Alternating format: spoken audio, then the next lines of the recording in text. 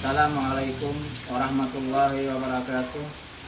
Yang terhormat dosen penguji uji kinerja PPG dalam jabatan Transformasi Plus Kementerian Agama Republik Indonesia LPTK IAIN Sultan Amai Gorontalo batch 1 tahun 2025. Perkenalkan, nama saya Hafiz Ansari, guru mata pelajaran Sejarah Kebudayaan Islam di Madrasah Sanawiyah Desa Tamban Baru Mekar, kilometer 20, Kecamatan Tamban Catur, Kabupaten Kapuas, Provinsi Kalimantan Tengah.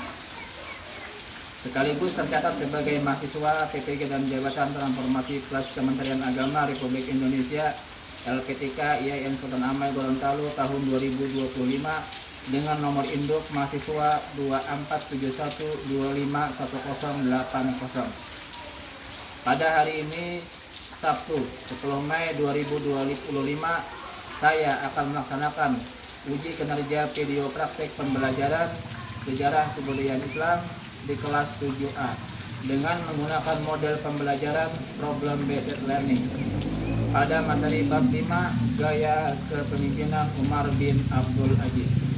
Untuk lebih jelasnya, berikut pembelajaran yang saya laksanakan. Mohon masukan dan saran agar kedepannya pembelajaran saya lebih baik lagi. Wassalamualaikum warahmatullahi wabarakatuh.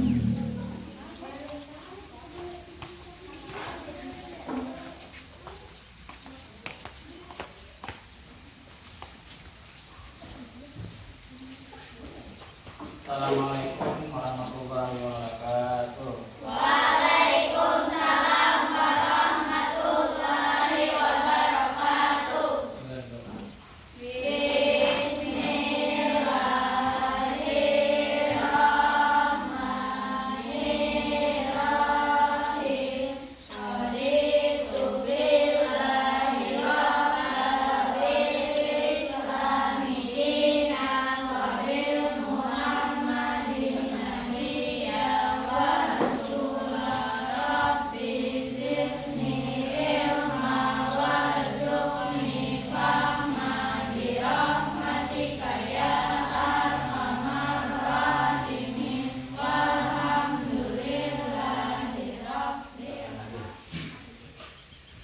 Andini Hadir. Aulia Rahmi, Elva Lydia Putri, Hadir. Afifah Aziza, Hadir. Jasmine Alzara, Hadir. Mahdiana, Naila Asdia, Nazila Zulfa, Hadir. Nazratul Husna, Nazwa Azhara, Hadir.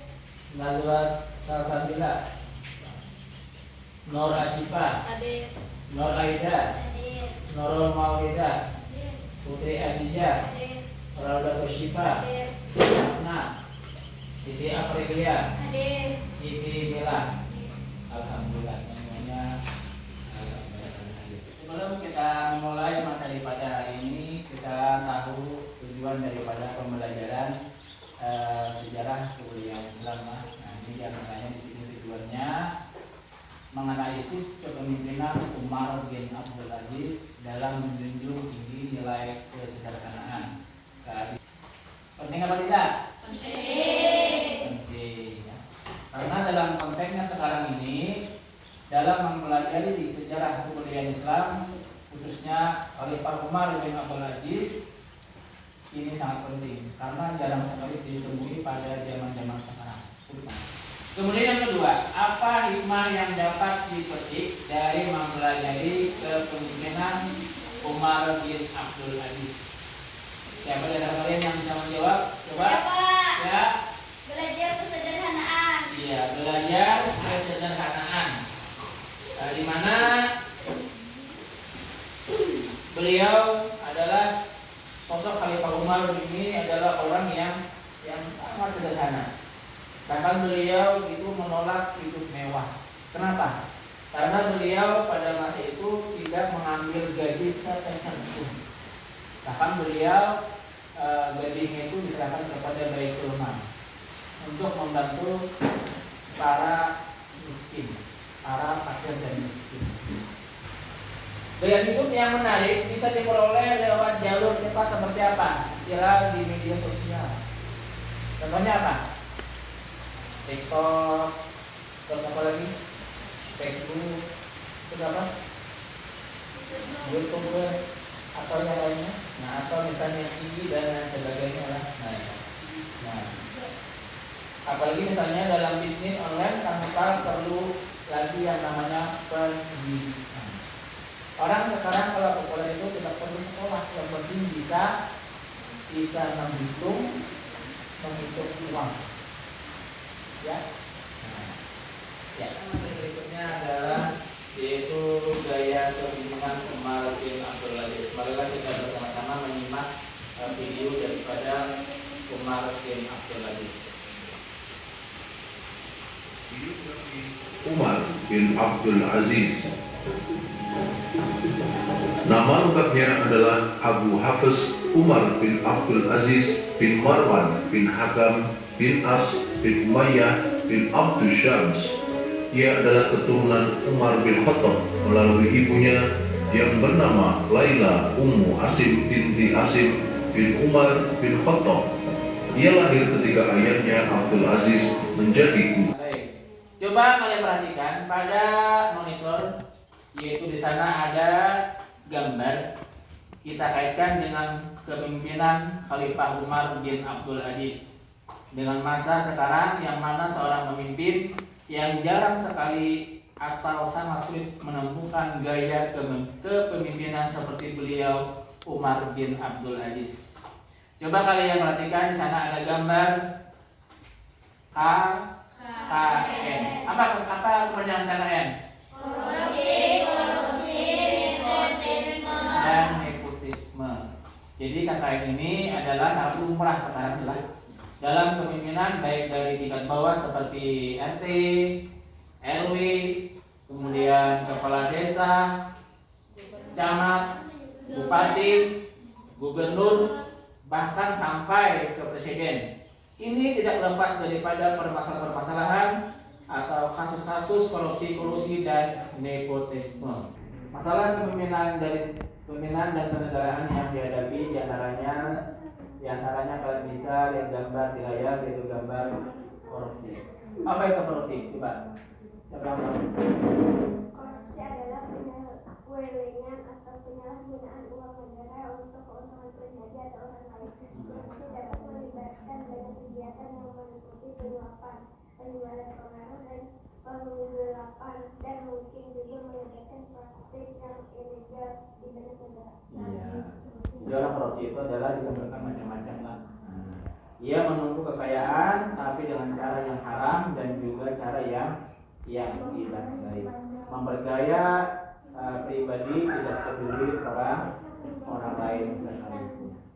Nah, kemudian yang kedua, di sini ada gambar korupsi. Apa itu korupsi? Ada yang tahu korupsi? Ya, silakan.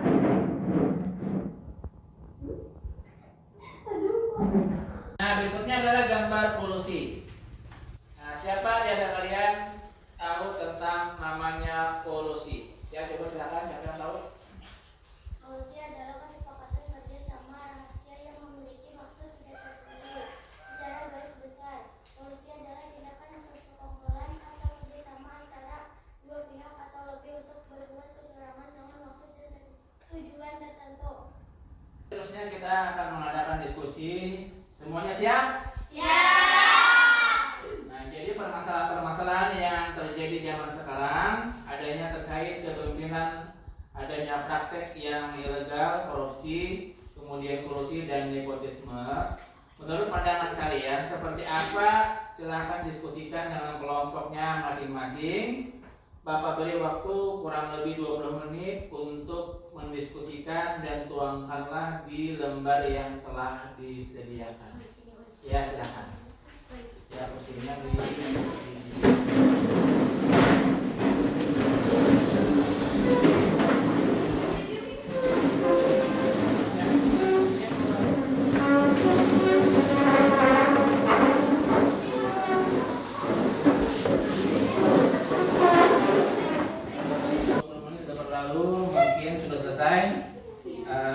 kita akan mempresentasikan hasil diskusi dari kelompok Ya, kesimpulan apa saja yang kalian temukan dari hasil diskusi kalian? Kami dari kelompok 1 memberikan hasil diskusi kami yaitu tentang korupsi. Korupsi adalah tindak pidana sebagaimana dimaksud dalam peraturan perundang-undangan yang mengatur tentang tindak pelaku korupsi. Kalau berperilaku korupsi boleh tidak apa alasannya, karena merugikan rakyat dan negara. Iya, tepuk tangan. Nah, kemudian berikutnya yang kedua, mungkin dari para penduduk silakan. Yang depan silakan. Tuliskan nama kelompoknya. Ya. Yang ketawa, yang serius.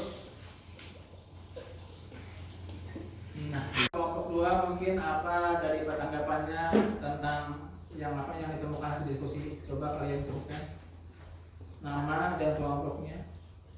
Kami kelompok 2 hasil dari diskusi kami tentang kolusi. Kolusi adalah permufakatan atau kerjasama melawan hukum antara penyelenggara negara dan pihak yang lain, merugikan orang lain, masyarakat, dan negara. Iya, tepuk tangan. Kemudian dari kelompok 3 apa tanggapannya silakan ada. Kelompok 3. Ya, silakan maju ke depan. Kelompok 3. Ya.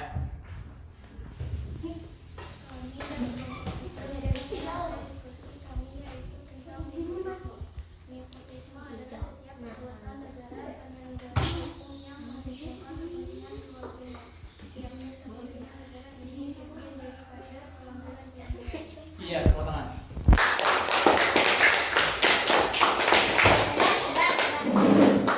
Ya. Baik, selanjutnya dari hasil presentasi diskusi kelompok 1, 2, dan 3, silakan beri tanggapan dari kelompok mana ke kelompok mana. Mungkin ada pertanyaan di kelompok 2, silakan ada? Silakan. Kami kelompok 2 ingin bertanya, kita selaku pelajar sering terlambat masuk sekolah, bahkan suka bolos. Bagaimana siswa yang sering terlambat masuk sekolah? Apa tanggapan dari kelompok 1? Ya, kelompok 1 silakan berdiri. Apa jawabannya? Menurut pendapat kami, kelompok 1, siswa yang sering terlambat maupun bolos itu termasuk kategori korupsi waktu. Tetapi korupsi ini tidak merugikan negara, tetapi merugikan diri sendiri. Iya. Intinya ini bisa merugikan diri sendiri lah, kadang merugikan orang lain lah. Nah, maka kalian jangan sampai berbuat bolos maupun terlambat dan tepat waktu. Usahakan disiplin. Tepat waktu itu adalah kunci kesuksesan. Siap semuanya tepat waktu? Siap. Baik, untuk diskusi kita kali ini maka kalian jangan sampai berbuat bolos maupun terlambat dan tepat waktu, usahakan disiplin. Tepat waktu itu adalah merupakan kunci kesuksesan. Siap semuanya tepat waktu? Siap. Baik, cukup diskusi kita kali ini. Mudah-mudahan diskusi kita kali ini menambah wawasan, menambah semangat kita belajar, dan kita belajar kepada kepemimpinan daripada Khalifah Umar bin Abdul Aziz, di mana kepemimpinan beliau sangat luar biasa. Sejarah mencatat beliau berhasil dalam kepemimpinannya. Salah satu kisah terkenal dari beliau adalah saat beliau memadamkan lampu istana. Ketika ada tamu yang datang untuk urusan pribadi, ia berkata, "Ini minyak milik negara, tidak boleh digunakan untuk keperluan pribadi." Sikapnya ini mencerminkan betapa besar rasa tanggung jawabnya dalam memisahkan antara urusan negara dan urusan pribadi. Jadi orang yang bertamu kepada beliau, kalau urusannya pribadi itu lampu dipadamkan. Artinya apa? Lampu tidak dinyalakan. Karena apa? Ini urusan pribadi. Tapi kalau urusan negara, datang orang bapak bertamu kepada beliau, lampu dinyalakan. Seperti itulah beliau lah. Nah, kepemimpinan yang singkat namun penuh keberkahan menjadi contoh ideal seorang pemimpin yang hidup sederhana dan adil.